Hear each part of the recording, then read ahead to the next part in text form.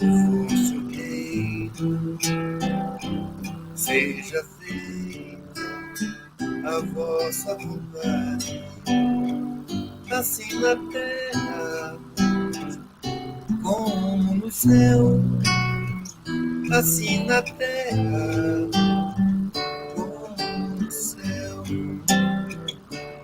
O pão nosso de cada dia, dai-nos hoje, ó Senhor. Perdoai as nossas dívidas, assim como perdoamos aos nossos devedores. Não deixeis cair em tentação, mas livrai-nos de todo o mal. Não deixeis cair em tentação, mas livrai-nos de todo o mal.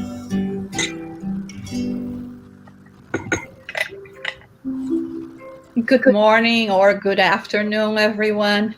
We are here again this week with another presentation by the United States Spiritist Federation. For those who have been following us, we have been for quite some time already inviting guest speakers from all over the world to come and to visit us and to give us a talk on subjects that are very much related to our needs today. So today we have our dear friend Anne Sinclair. I met Anne 27 years ago when I used to live in London. And it was a great time. It was a time of great exchanges, of, growing up together in terms of spiritism. And it's great to see both of us here after so many years and decades. Very soon it's going to be 3 decades, right?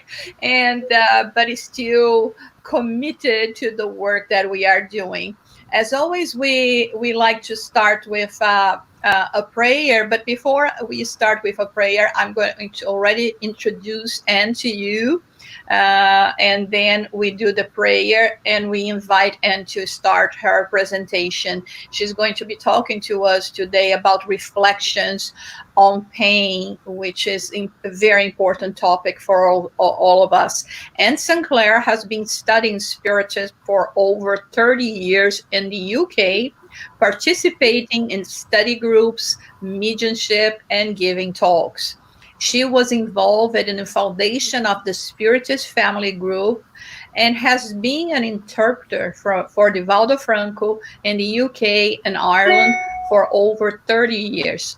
She is the mother of 2 young women and has been working in healthcare for the last 15 years as a registered midwife and public health nurse. So now we invite you all to join us in prayers, asking the good spirits, the benefactors, for their protection.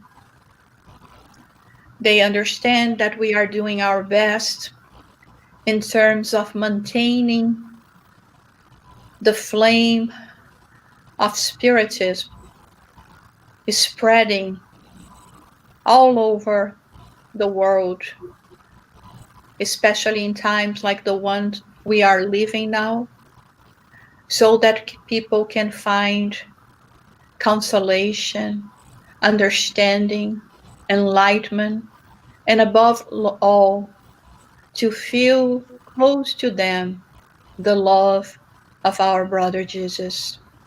We ask our Heavenly Creator for protection and guidance, especially for our guest speaker and our friend and today, so that through her words, her inspiration, we may reach as many hearts as possible to soothe their pains and their understanding of the need to go through struggles also may be broader.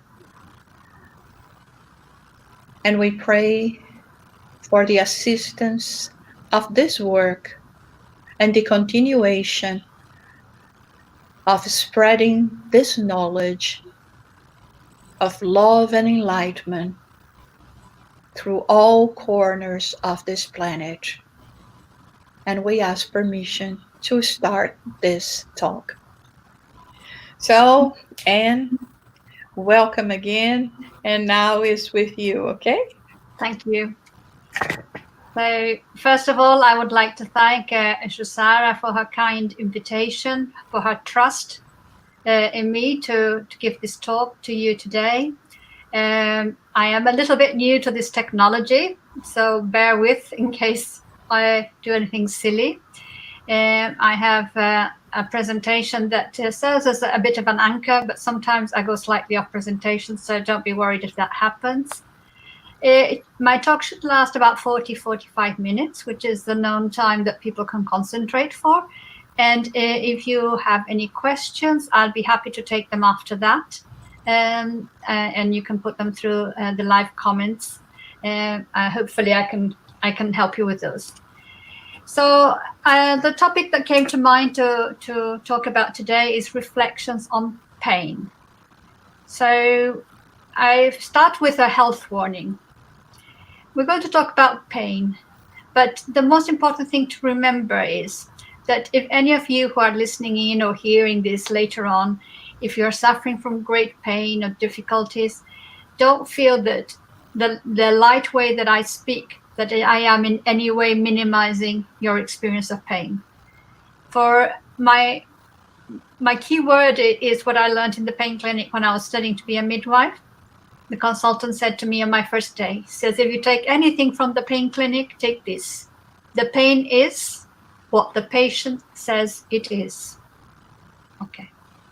So we will talk about pain, but I think everybody will have their own take on it. And, hopefully we can have some reflections about it. And it's not about having the whole idea, but just something to think about.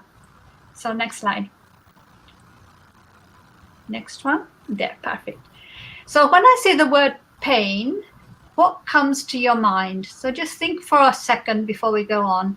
If I say pain, what is your first inner reaction? And just sort of hold on to what comes to you when you think about pain. And as I said before, pain we'll talk about it, but it has a very strong subjective element to it. Next slide. Thank you. So I went to the dictionary because anybody who knows me, I always start by thinking, well, what actually is pain? So let me go to the dictionary. So I went to the dictionary and I looked up in Chambers, which is a recognized dictionary. And I was quite surprised to find this definition. It was in that order: pain, punishment, suffering, hardship. I must say, I was not expecting to find this word punishment there. I was expecting to find suffering or hardship, but I wasn't really connecting with punishment. And I thought, why is punishment there? And what has punishment got to do with pain? So we'll come back to that. But one of the things that we need to think about when we are talking about anything is about our definitions. And the spirits in the spirits book, one of my favorite phrases is when they say, call things whatever you like, as long as you are agreed on what you're talking about. So words can have different weights for different people, different meanings, or like they can have several meanings and one comes before the other. And so sometimes we just need to check with one another that we're actually talking about the same thing. So next slide, please. Yeah. So I started looking further about definitions of pain, and the International Association for the Study of Pain, it's an association that is very focused on it, has given me an interesting definition there, which says it's an unpleasant sensory and emotional experience associated with actual or potential tissue damage. So this is a little bit sort of more relating to the biological, I think, to the body, talking about tissue damage. But it says unpleasant sensory and emotional experience. So those are kind of two key words there, unpleasant and experience. And that made me think, okay, so we're talking about, in general, when we say the word pain, most of us will have some kind of negative thought about it, thinking, oh, this was something unpleasant. So I can kind of connect with that. And I can connect with the fact that it's an experience that is something quite subjective. So let's just think about it a little bit further. So next slide, please. So, is pain a bad thing? What do you think? What is the reason that we have pain in our lives? Physical pain, emotional pain? And looking everywhere, we think about the world we live in, where there is pain everywhere. There is not one human being on earth that will go through life without suffering some type of pain. So I say pain is part of our condition of being here on earth, of being human, of undergoing some kind of pain. So without being masochistic, but thinking actually, well, pain is part of our humanity. So what is pain actually doing? What is the function of pain? Why do we have pain? And I think of like in the Old Testament saying there will be gnashing, there'll be, crying and gnashing of teeth in the valley of pain. That's us here, who will be born in the valley of pain. So we can see that this idea that pain is inherent, existing in our lives, goes all the way back in history. This is something that we are carrying with us. So I was interested to think about how do we think about pain nowadays in the 21st century. And because if we think in the past, maybe people had less chance of doing something about their pain, or maybe not. But here now we have the advancement of lots of science, and we have some ways of dealing with pain. And how is that actually working for us? So next slide, please. Oh, one before that one. Thank you. So one of the difficulties when we're talking, I will start from the biological and go to the emotional, okay? We'll do that journey in that direction, because I think most of us can immediately connect to physical pain. It's okay, we all have had experiences in our childhood when we've fallen over, we've scratched our knees, they've been bleeding, or broken a bone, or we've had toothache, or we've had whatever, we've had a disease, an illness that's caused us pain. And in order to know how much is your pain, how bad is the pain, there was never any way to measure it. So they kind of come up with this kind of easy guide that we can see there, with smiley faces going from smiling to crying, saying no pain to unimaginable, unspeakable pain. And so that then the doctors or the nurses would ask, can you show me here from a scale of 0 to 10, how bad is this pain? And so what will people will do, they'll say, oh, it's a 5 or it's an 8. So for the same injury, same type of injury, different people will have indicate different types of faces there. So some person might break a foot and they might say, oh, my pain is 5, but another person might say it's 9. And so that's the important part when we're thinking about physical pain, is going back to the first thing I said, the pain is what the person says it is, because it is a subjective experience. So you can't say to somebody, no, your pain is not that bad, because it is what it is for them. So you need to learn to say, so you're telling me that your pain is a 9, or you're telling me that your pain is a 4, and I accept that. Whether I think, oh, if I broke my foot, oh, I would think it's a 5. That's irrelevant to the person, because they're the ones suffering the pain. So when we think about it in that way, so that we have an empathetic way of looking at pain and helping people to say, so in their experience of pain in their life, they're saying, oh, I broke my foot, it's hurting like an 8. It's the worst one I've had so far. When I scratched my knees, it was more like a 2 or 3, it was less. And so people will put their different experiences into this kind of grading, and they will do mentally, they will think about where the pain sits. But let's go on to the next slide.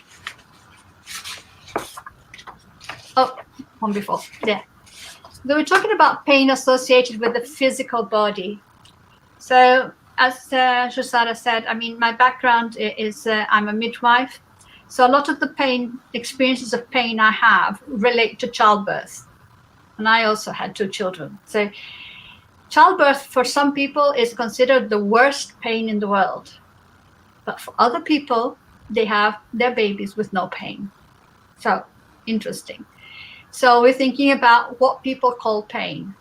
So our physical body, which we can relate to because we are in a material world, and as much as we are spirit using a physical body, sometimes we are more aware of our physical body than of our true nature. So we've been living this material life in this material physical body, and this is what's become more familiar to us. So let's think a little bit about pain functioning in our body. So we could say, I mean, there are different ways of classifying pain, and you can read many different books. But thinking about this is I'm taken from books on childbirth. So firstly, you could say you can have a physical trigger. So nociceptors, these are receptors on our skin or our muscles or on our joints that will send a message to the brain saying, alert, alert, pain. Something's going on here that might damage the skin, might damage the nerves, might damage the muscles. So if I was going to step on a nail, or if I was going to put my finger in a fire, and if I didn't have a reaction of pain, I put my finger in the fire or stepping on the nail, I wouldn't think about it, I wouldn't care about it, and I would injure my finger or my foot in such a way that could be detrimental to the functioning of my body. So the impression that nerve sends from the place where the action is happening up to the brain and back down again makes me remove my finger or lift up my foot and go, ow, and like say, that's not good, I won't be doing that again because I had a reaction of pain. And this is a basic functioning in our body that helps to preserve the integrity of our body. There are people who might have a condition in which they don't feel pain, and then they have a serious problem with injuries all the time, because having the pain protects us from injuring our body. And since we are little, we go like little kids, you say, don't put your finger in the fire, you will burn yourself. Don't put your finger on the pan, it's hot. And sometimes some people decide to experiment nevertheless. They will experiment, they will hurt themselves, they will be burned or hurt, and then they will say, okay, even if they decide that they will do it again, their body will react because already you have that learning that is not good for your integrity. We also have another type of pain, which is called like visceral pain, like if you're having a heart attack or you've got a stomach ache, something to do with the organs inside. And that is also telling you something's not good going on here. You need to give this attention. You need to take some action, or you need to, in the case if you got a tummy ache because you've eaten too much, you need to stop eating because your digestive system can't take it anymore. So you can have different types of visceral pain that have also a function that are alerting you that either something's not right or that you need to take some action to protect your body. There are also other types of physical pain which are non-nociceptors, so it's like neuropathic kind of pain, and sometimes to do with the nervous system and so on. So these are physical triggers. So we would expect that the majority of bodies on the earth, human bodies, will have a similar kind of reaction to these triggers, if you like. But then we have as much as the impulse goes from the point where it's hurt up to the brain, there is some interpretation in the brain about how bad is this, how serious is this, what do I need to do about this? And these psychological triggers, they are linked also to our culture, to our environment, to our conditioning, to our personal life experience. So it might be that somebody's had a negative experience with something in the past, in early childhood or something, and then every time that they see, for example, that object or something, they can have a reaction like of pain, and because of their history of their experience. But also, when we're talking about cultural environmental conditioning, when we think about, I talk about childbirth, okay, I know that not everybody's had a baby in this life, but we think half the world are women, and about 75% of the women will have a child. That's a lot of people. And as spirits, we incarnate sometimes in a female body, sometimes in a male body. And that when we incarnate in a female body, there is a good chance that we will have experience in pregnancy and childbirth, because this is a very important opportunity for learning and developing that is given to us on this planet. So when you think about what are our cultural conditionings around childbirth, so in some countries, childbirth is seen as a powerful and benign event, and women are looking forward to it and excited about it. And it could be that in other cultures, childbirth is seen as a dangerous and painful event, and people are full of fear, and they are dreading going through it. So childbirth in bodies it's the same experience. I mean, of course, there are individualities, but we can see how the cultural and environmental conditioning will affect your interpretation of that event. And that is using the example of childbirth, but it could be for anything. So it could be that in some cultures, some event is more painful. And then I give you the example, if you have children, maybe this is quite comes to mind. When you have a little 2-year-old or 3-year-old, and they're walking, they're running, and suddenly they trip over and they hurt their knee. And they fall, okay, they feel some pain, they feel some sensations. And then they turn around and they look at the parent. Look at mommy's face or look at daddy's face or whoever. And they're looking for some clue. How bad is this? And then the mother goes, oh, my God, my baby, starts crying and everything. And then the child starts crying too. And then they both cry. But if you say, oh, sorry, darling, you hurt your knee, let's come and clean it, it's fine, it's all good, then they will feel reassured that it's not that bad. And that's about the interpretation of, okay, it's a bit painful, but it's not that bad, and it's okay, we'll dress you up, you're all good, okay, let's go on running again.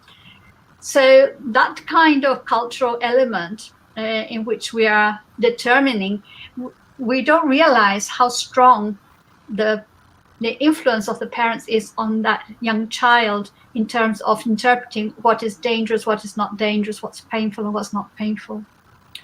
That reminds me of another situation about what is painful and not painful, and interpretation is. In my job, I used to do a procedure where you prick a baby's foot and take 5 drops of blood on a card to assess for some conditions. And I was doing this for children that were already up to 1 year old. So sometimes they were more or less big enough.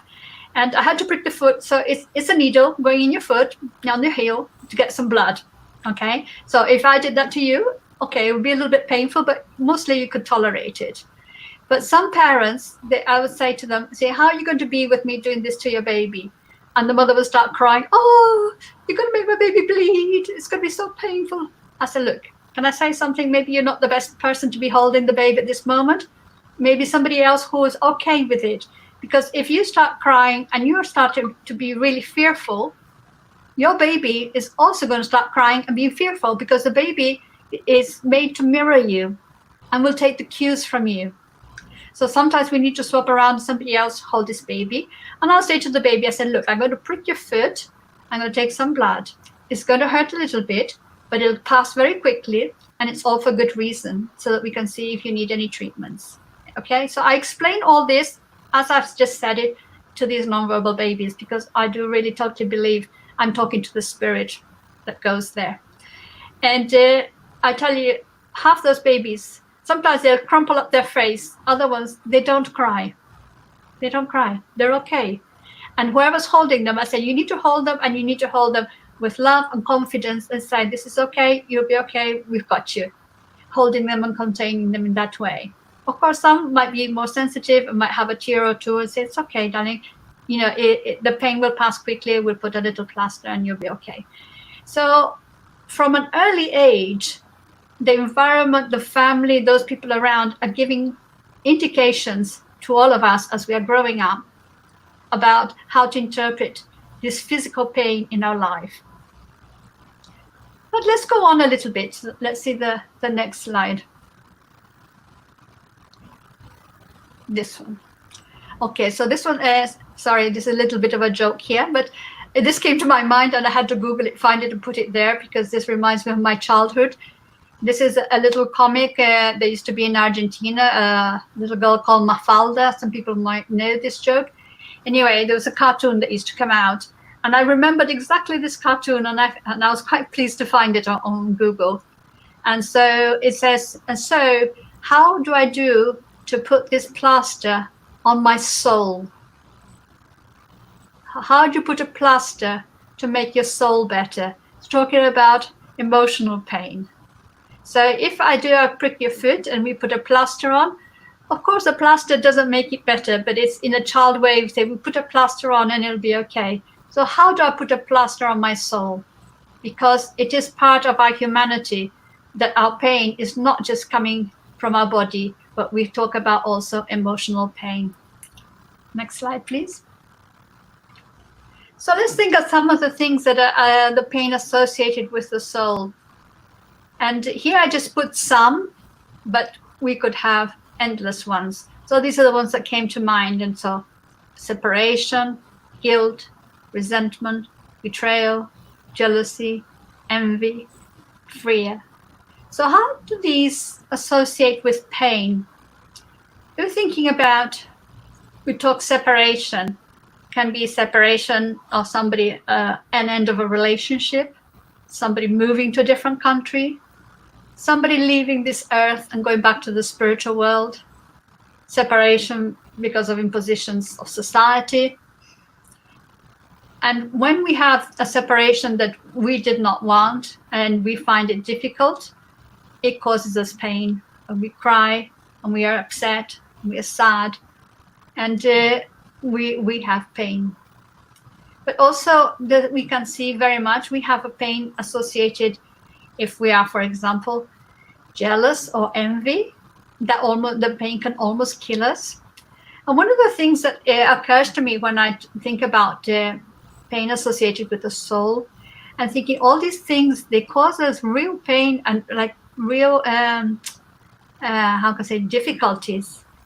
And one of the things that I think about is also, sorry, making these references to families and childhood, but if you've ever had a 2-year-old or thereabouts little child, and they want something and say, yeah, whatever, and you say, no, you can't have it, I'm sorry.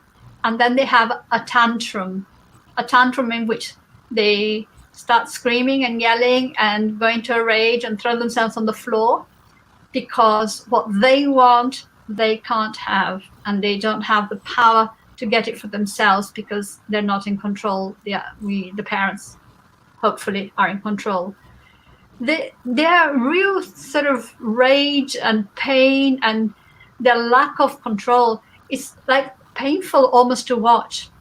But it's for us to pick them up and hold them and help them to find a way out.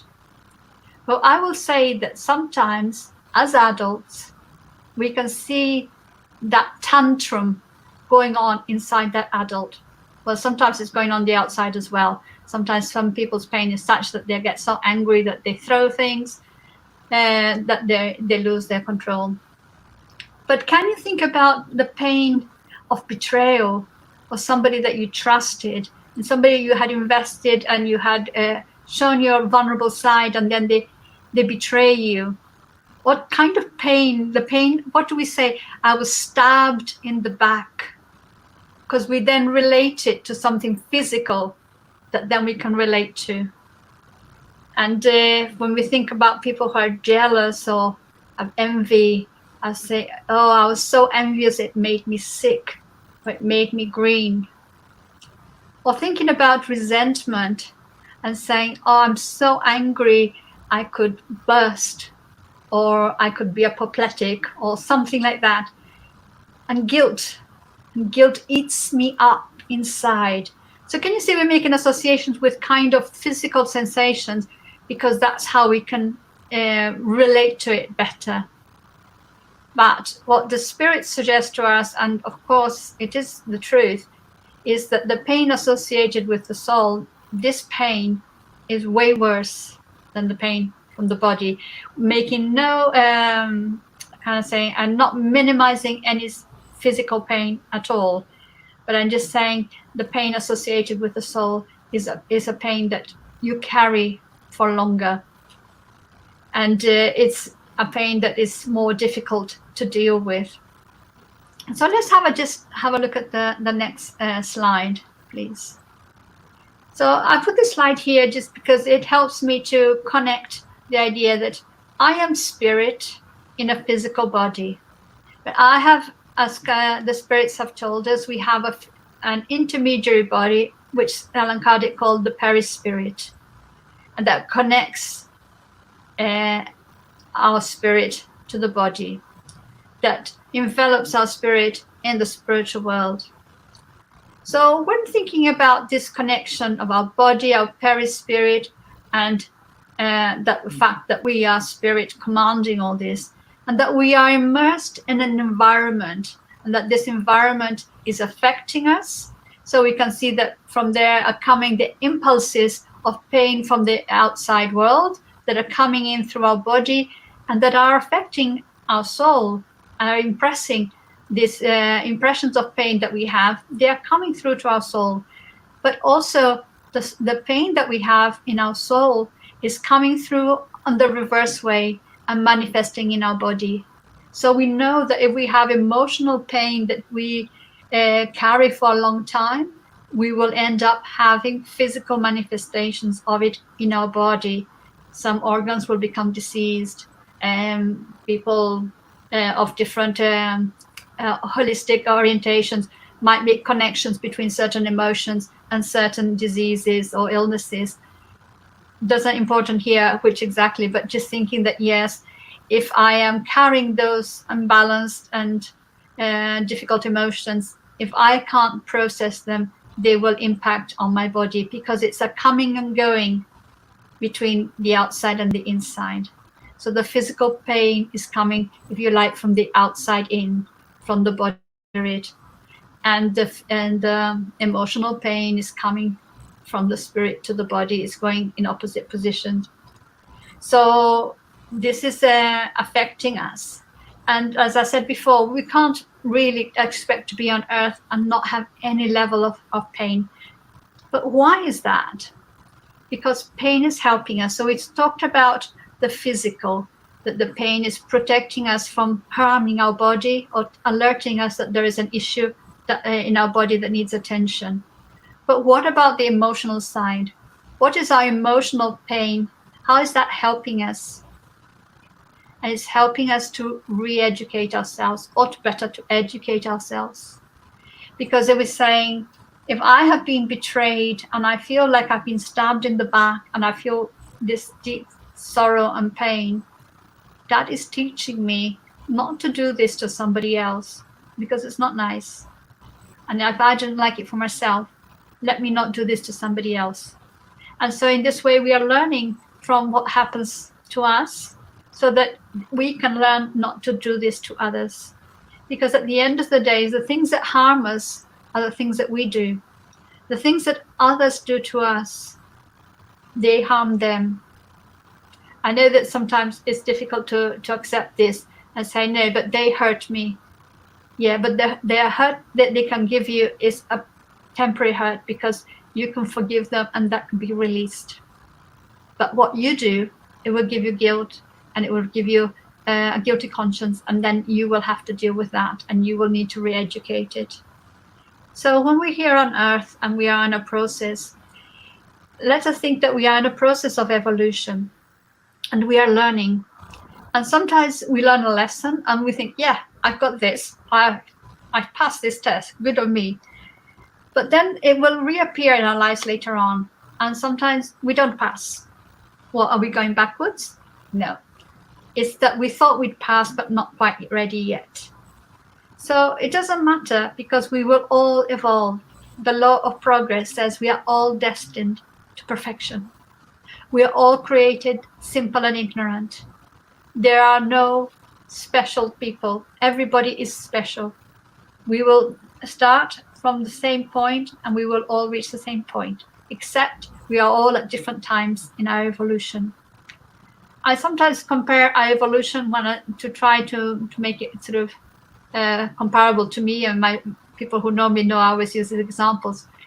You say, if you got a green banana, you can't make it yellow in a second.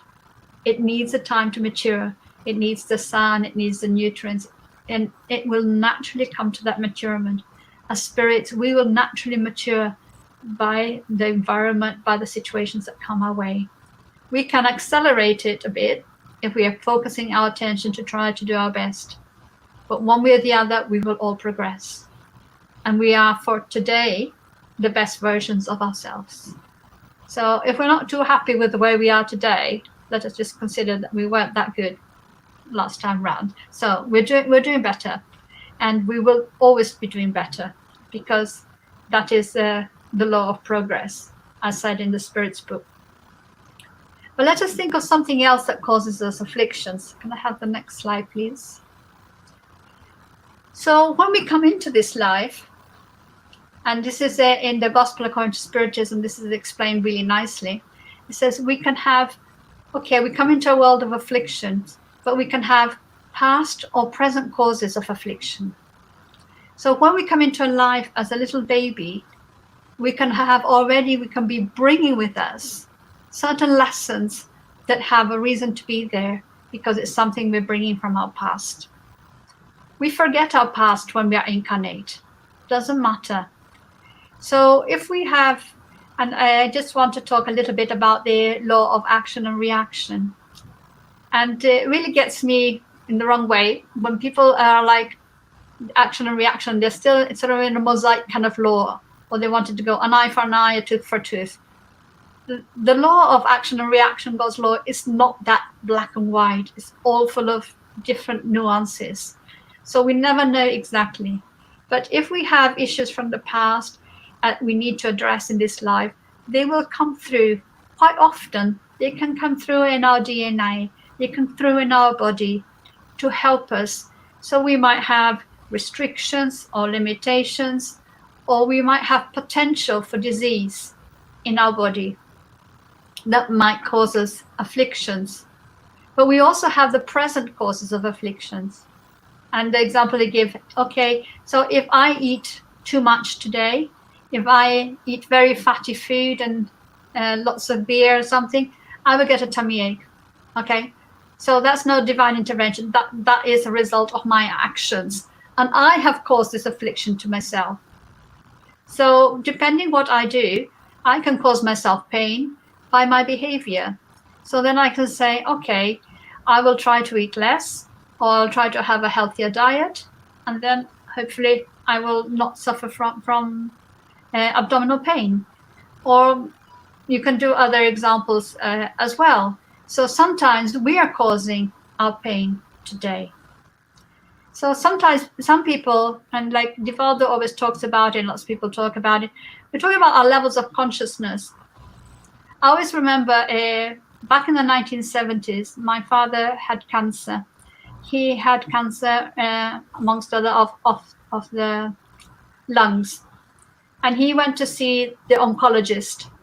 And the oncologist who was going to provide the radiotherapy for his lung cancer was smoking. And on his desk, he had an ashtray. So this is a lack of consciousness. He is an oncologist. He is treating lung cancer, yet he is smoking. Nowadays that doesn't happen anymore, hopefully. But in those days it was. So what is that telling me? He knows that smoking causes cancer. He sees the patients with cancer, yet he can't really incorporate that into his own behavior, because yet he smokes.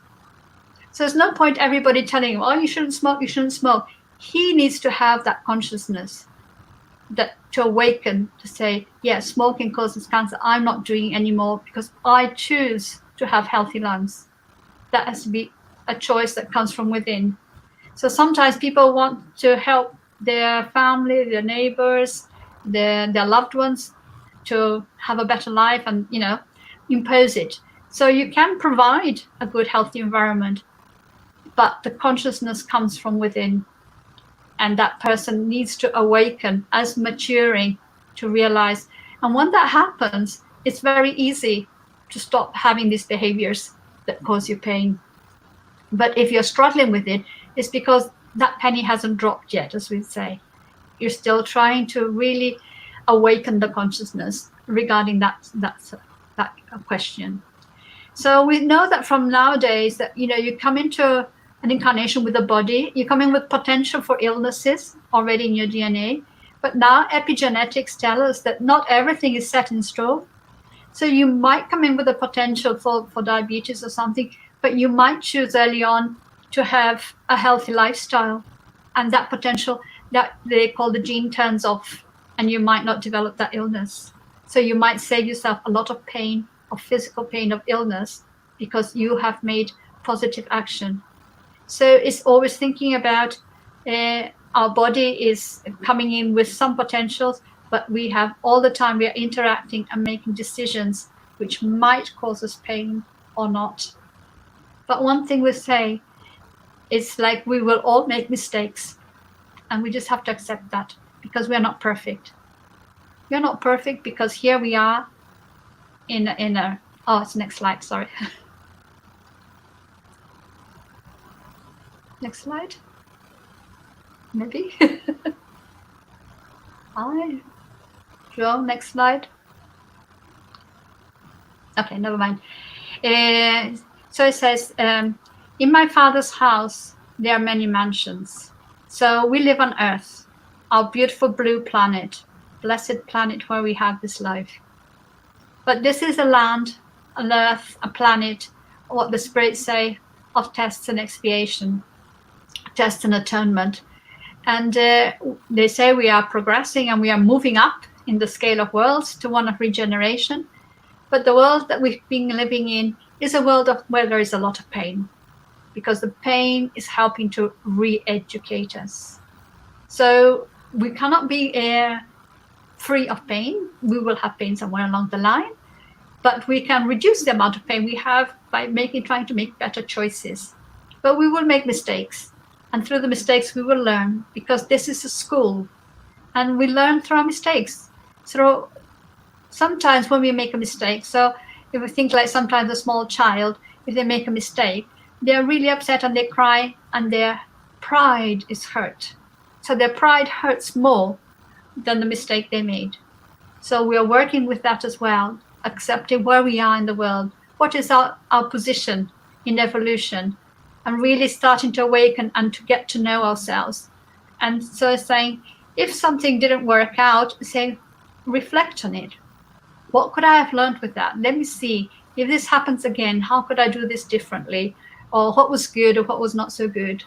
Without chastising yourself, without being angry and say, oh, I couldn't have done that, I should have been better than that, what an idiot I am. No, saying, okay, I haven't got that yet. I need to be looking at this to see how I can improve with this. And just having a more loving relationship with ourselves and with our learning. So I put this, just taking this from the Gospel according to Spiritism as well. So the Spirit suggests to us in question 625 that Jesus is our model and our guide. So saying, the same way he said, everything I do, you too can do and more. He's showing us the level at which we can arrive here if we follow what he taught us. We struggle sometimes to understand what he taught us because it's been caught up in religious teachings and politics and all kinds of different things, and used for not necessarily good intentions. But we can go back to what Jesus taught us and take the essence of it and try to see what was he trying to tell us. So first it's telling us, in my Father's house there are many mansions. There are many different types of worlds. And so if we are in this world, it's because this is the right world for us. We're not in the wrong world. And if we think everybody else here is no good, what, are we the only saint here? And then think about, okay, so we can start to get to know ourselves a little bit better and think about, where are we putting the focus of our attention? When we have pain, if we focus on our injury, on where we have the problem, our pain is exacerbated. If we move our attention elsewhere, then the pain will still be there, but it won't be occupying our mind as much. So we can be looking at living on earth and trying to see, where do we want to put our focus? But also, strangely enough, Jesus says something which is, blessed are the afflicted. So I'm thinking, yeah, we are the afflicted. We are afflicted by physical problems. We are afflicted by emotional problems, by society problems. And the moment we are very afflicted with this virus that has come and caused us to stop our normal life. And sometimes we are in pain because we can't do what we want to do. We can't go where we want to go. And this is causing us emotional pain and frustration, just like the child that's having a tantrum because they can't do what they want to do. They're thinking, okay, so this is being brought to us as a lesson. And if we don't look and see, what am I learning from this? What happens with the lesson if you don't learn it? It will repeat. Repeat. God's not in a hurry. Repeat as many times as necessary. So when it says blessed are the afflicted, means that while we're going through the problems and the pains, this is teaching us something. Of course, if the pain is like really serious pain and you can't think, you're thinking, what is this teaching me? You have to focus at the right time as well. But it's saying, so this situation that's coming to me is causing me pain. And let me see, what can I learn? What can I take from it? So that it's not a useless kind of pain, but it is a pain that has an intention, a usefulness. So let's just go on to the next slide, please. So I was thinking about pain. It came to mind the word sister pain. St. Francis of Assisi, he talked about sister pain. When we talk about pain, like sister pain, it already doesn't hurt as much to me. And some things I say, okay, I have pain, physical pain, I have emotional pain, or quite often all mixed up together. So what do I need to do to deal with this pain? I need to have a belief, a faith, that there is a purpose to my pain, that this is not just for nothing, that there is a lesson in it, that there is a usefulness in it, that there is something that it has a function. At the same time, I need to accept my pain, say I have pain, and look at it, and not sort of pretend it's not there, whichever it is, and then take action. So what is that action? So if I have a physical pain, I can take action by taking painkillers. But if I take painkillers without really sort of thinking about why I've got that pain, what that's meaning to me, what's this lesson, I might defeat the purpose. I'm not saying you shouldn't take painkillers. I'm all for painkillers. But just saying, okay, I'm taking painkillers, I'm removing this pain, but I'm removing this alert. So I need to keep it in my mind and think, okay, what is this teaching me? If I have a sore tooth and I take painkillers, the pain will go.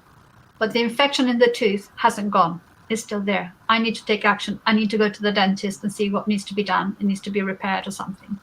So just taking the painkillers, it alleviates the pain, but it doesn't resolve the issue. So we need to be thinking, what other action do we need to do? But what if it's an emotional pain? What action can I take? So here it's of great value to take action through prayer. Prayer connects us with God, connects us with our spiritual family, brings us intuition, brings us comfort, can alleviate the pain, can take the edge off. Sometimes it doesn't remove the pain, but it can make it so that it's not so desperate. It can help us sometimes to understand why are we having this pain?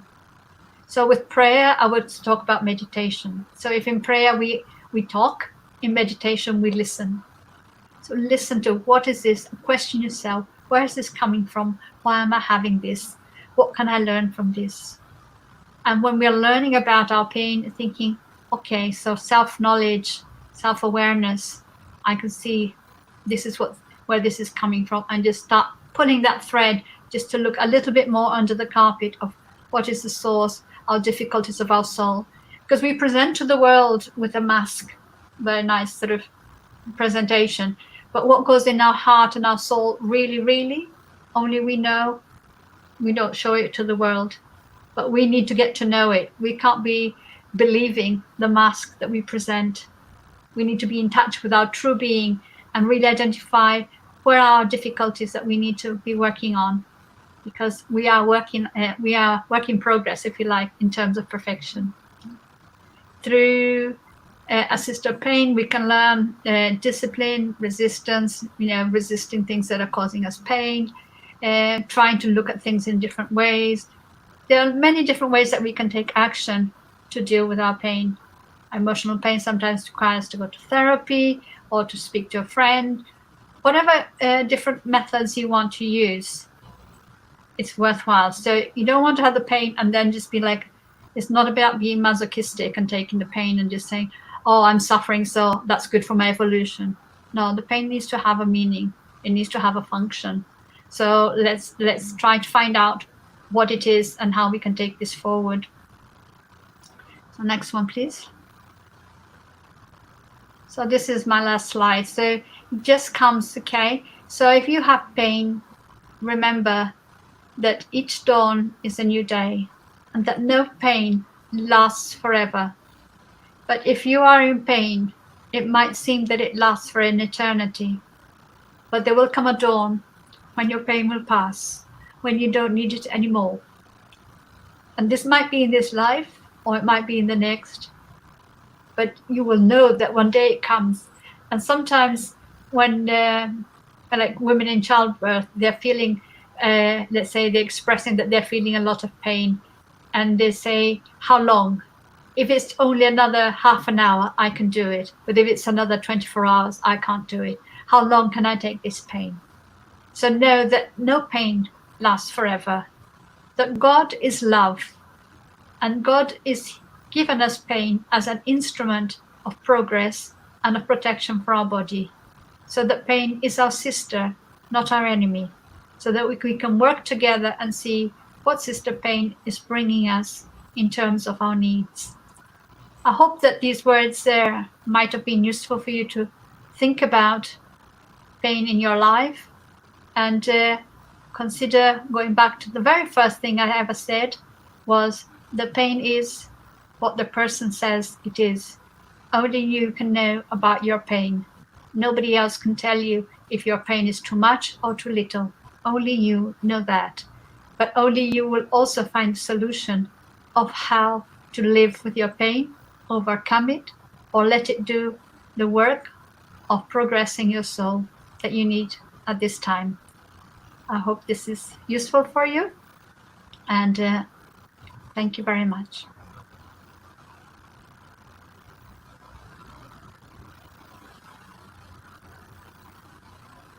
You're mute.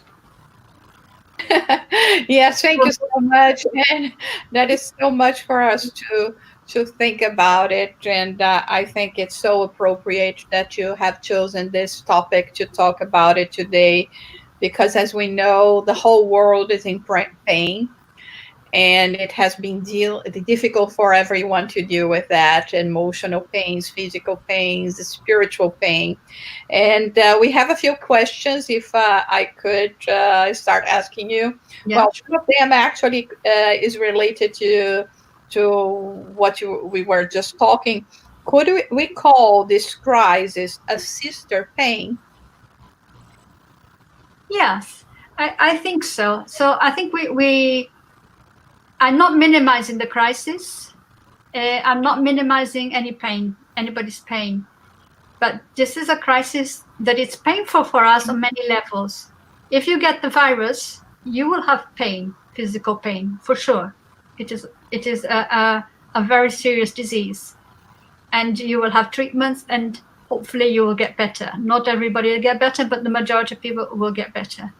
But it's also causing us emotional pain, because there is a lot of fear around, and there's a lot of worry, and there's a lot of frustration that our lives have now suddenly been taken away from us in a way. The way we used to live, we were quite happy or comfortable living with, while some of us, suddenly we can't live that way anymore. And then what do we do with this? So it is a kind of pain as well.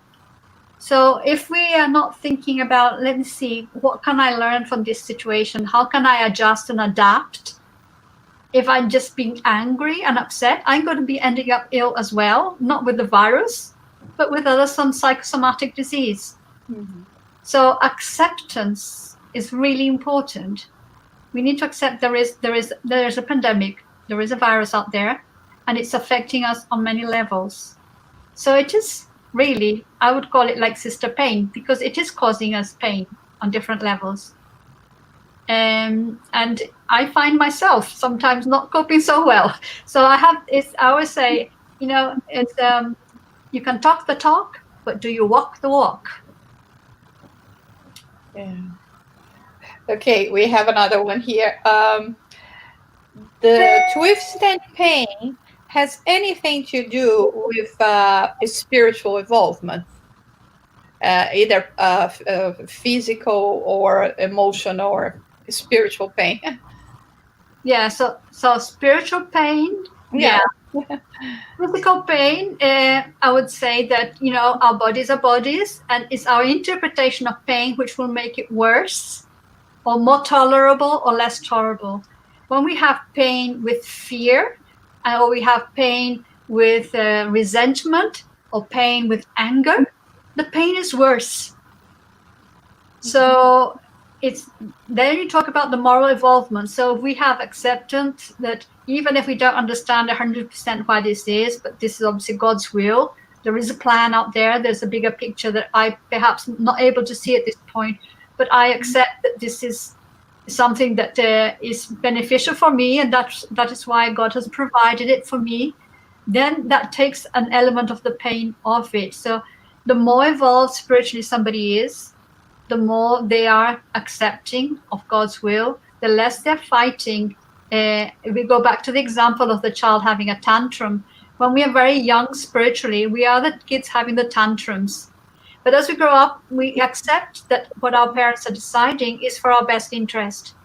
So it's similar in a way. So as we progress spiritually, we can accept better that things are not necessarily how we want them to be, but how it's necessary for them to be for us.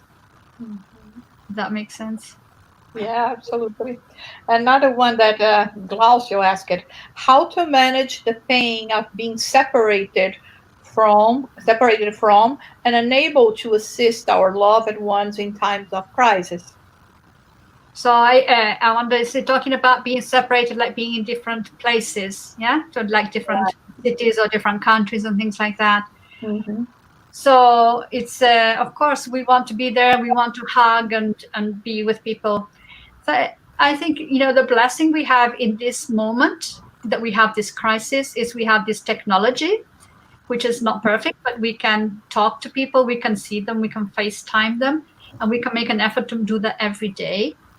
We can connect with our loved ones through prayer. We can also visit our loved ones. When we sleep at night, we can meet.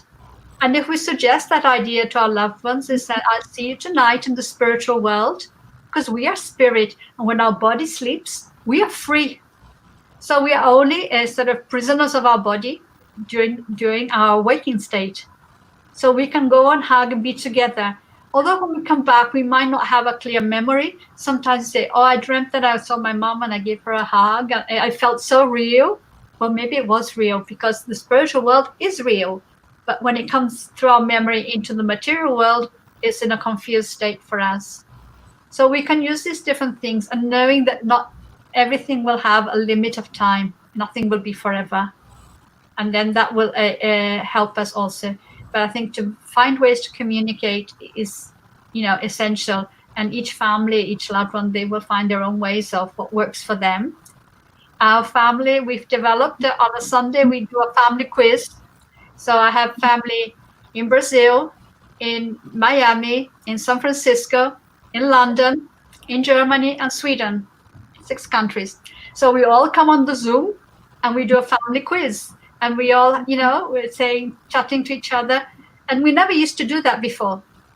It was a crisis that made us think of a way of coming together.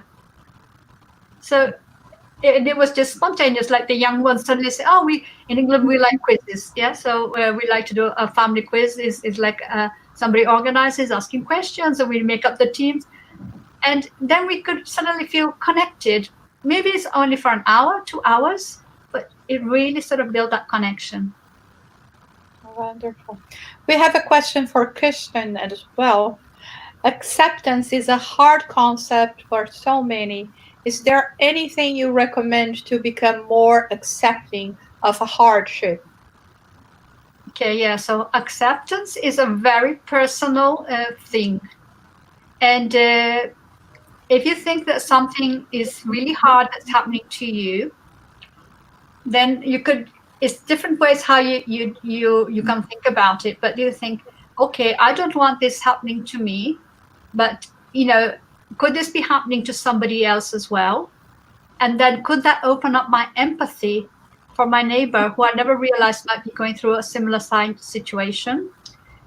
And when I accept, is one of the things I can put it like this is we have this sort of struggle with our ego, and our higher self. And acceptance is the ego has taken command. When we accept, the ego comes out of the center and God goes in the center. The way sometimes I think about this, putting God in the center, God is the boss. I mean, I don't like to sort of make it sort of like humanize it like that, but it works for me. So I'm not the boss. So I accept that somebody else is in charge. God is in charge and they have the overview plan. So I accept that I can't see the whole picture. When I start to work it like that, it works for me. Okay, I can't see the whole picture, but there must be a picture. There is a plan here somewhere, and I accept God's will. When you accept God's will and you accept that God is at the center of your life, but God inside, everything becomes lighter because you give it to God. You take away, in a way, the responsibility for fighting and everything. I say, let me do what you want me to do. And it connects very much to this idea of St. Paul, when he says, it's no longer I who lives, but Jesus who lives through me. And when Jesus said, I and the Lord are one. So that for me is that you are in connection with the divine and that the divine is flowing through you and it's not your ego that's taking command of things. And then you can accept better because they are not coming from a place of the ego, if that makes sense. I don't know if I explained that very well, but Absolutely. We have more of a physical pain question. What about phantom pain? One that people feel on a part of the body that no longer exists. Oh my gosh, this is a very interesting question. And I've asked my daughter, who I think is watching here, who did neuroscience, what about phantom pain? So I think there are 2 elements. Phantom pain is real, okay? So people do feel phantom pain. It is not in their imagination. There is perhaps on a physical level, there is an explanation, which I don't know if this is the only explanation, but that the nerve, for example, if you have, let's say, an arm amputated, so the arm is no longer there, but the nerve that came down and served the arm and that was severed here, then that nerve carries on growing. So here, going here. So that sometimes by touching here, you have the impression of touching the hand because the nerve is still stimulating the brain, the image of the arm, because your brain doesn't recognize the arm is not there anymore. Of course, from a spiritist point of view, we have our perispirit, which is like a copy of our body. And also we know that we know very little about the perispirit. If we know very little about the human body to begin with, the perispirit even less. we can think of our physical body as a whole universe. A universe where we've got trillions of bacteria living in our gut, making our life possible, that we were not even suspecting anything much about it until a few years ago. Where we have all these cells that are renewing themselves. We have this massive communication. It is literally like a universe, our whole physical body. Yet sometimes we think of our physical body like a doll, like something quite sort of, plastic or something like that. So our perispirit, or our spiritual body, is connected at the level of the molecules. That's what they say in the Genesis. So it's very intimate connection. And when we detach and go back to the spiritual world, we take our spiritual body with it, because that's inherent to us. So the things that happen in our physical body will be impressed there as well. Which things like sometimes people in the spiritual world present with amputations, with blindness, and just thinking, why is that happening? Because they don't have that physical body anymore. But because that was imprinted so strongly in them that when they think of themselves, that's how they identify themselves. But going back to the phantom limbs, so that is a topic that in lots of universities they study, because it is very distressing for you. For example, if let's say you've lost an arm and you had a lot of pain here, and you cut it off and you still have pain. That is really distressing. And so you're thinking, this is something that we are still trying to find the details of how that works. So this idea that perhaps the brain is not recognizing that the limb is gone, so that the brain still feels it, and there's some nerve impulses from those nerves that would originally have served the brain that have been severed, that can still feel and send sensations to the brain. But yeah, it is a topic of which I am a little bit, I only know tiny bit, and I think there's still a lot to learn. But was absolutely enlightening, because you touched both the physical perspective and the spiritual perspective. So it's just great. I have just one more question. RK is asking, what to say to someone in a nice way that keeps saying they have a problem with envy and jealousy. I was told to pray to God to take those feelings out of their hearts.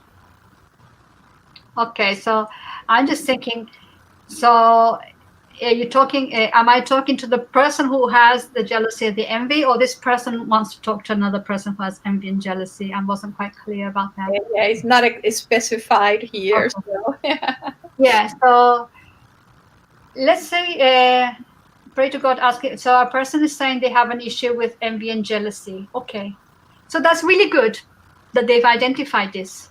This is the first step to deal with something, is to know you have it, because the majority of us, we are in the world of illusion, and we think we're okay. We haven't actually seen our envy or our jealousy or whatever that's hidden from ourselves, because we look in the mirror, we see our mask, and we think, oh yeah, I'm fine, I'm good. So if I say, okay, I have an issue with envy and jealousy, so I said, let me go to the root of this. Where is this coming from? All these characteristics, envy and jealousy and whatever, they do sometimes have an origin which was useful for us at some point in the past. Yeah, so they might have saved us and helped us to progress, to survive. They might have had a function. So we want to say, okay, when I feel, let's say, jealousy, I'm thinking, oh, my neighbor has a beautiful house with a swimming pool. I wish I had that house as a swimming pool too. Why don't I have it? Why do they have it? That kind of thing. Saying, okay, it's good to aspire to have things if that's what you think is going to make you happy. So it helps you to identify that you would like to go along that pathway. So I think you have to be exploring, or what is this actually really saying to you? Rather than putting it in a biblical kind of, this is bad kind of jar, but saying these are normal human emotions. So, but what is it telling me about who I am and where this is coming from? And how do I need to adjust this so it doesn't cause me pain? Because the pain of being jealous or envious is a real pain. It just causes suffering to people. But I don't want to suffer this. So how can I really understand it and look at it? So the books of Joanna de Angelis, which I believe are also in English as well, they can give us lots of clues. And quite often in psychology, things are, we only have half things presenting. The other half is hidden in our subconscious. So we really need to dig a little bit deeper and thinking about what is it. So you keep saying, when you say something, you're saying, but why, but what, where does this come from? This inquiry of really digging a little bit deeper to try to really understand where it comes from. But a lot of these, let's say, shadows, they come from a place where they actually served us. They served us for our survival a long time ago. And perhaps now it's time that we can release them because they don't need to define us anymore. So it is a work that's not going to be done in 5 minutes, but it's a work that we need to do for life. Yes. Okay. Thank you so much. And thank you so much for everyone that is watching and that has been following us. Next week, we will have again another guest speaker to talk to us about a different subject. So stay tuned. We will be sending information. And now, and if you don't mind, would you mind doing the final prayer for us? With pleasure.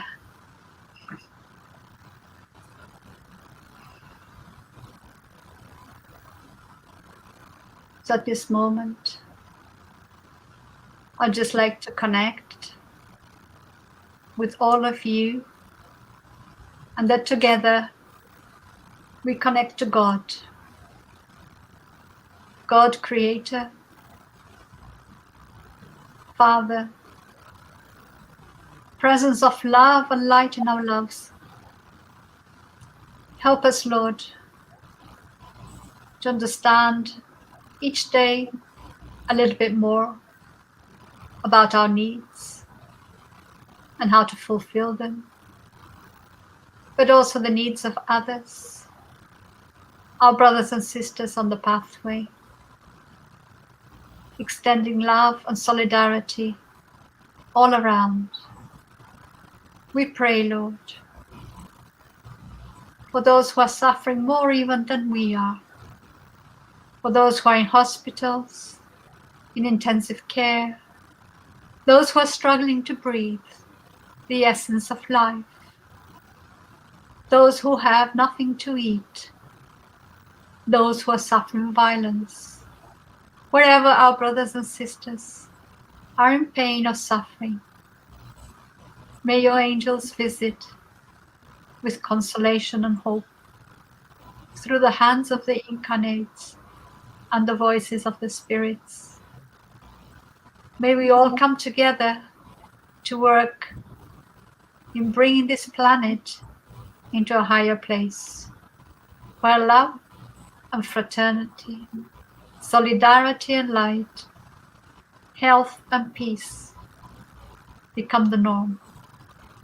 Until that day, Lord, give us strength and purpose and commitment to keep focused on our pathway, with gratitude in our hearts for all we received, for all that you offer us.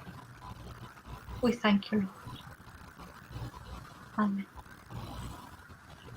So thank you so much. And for all the mothers throughout the world, happy Mother's Day tomorrow. Oh, yes. Right?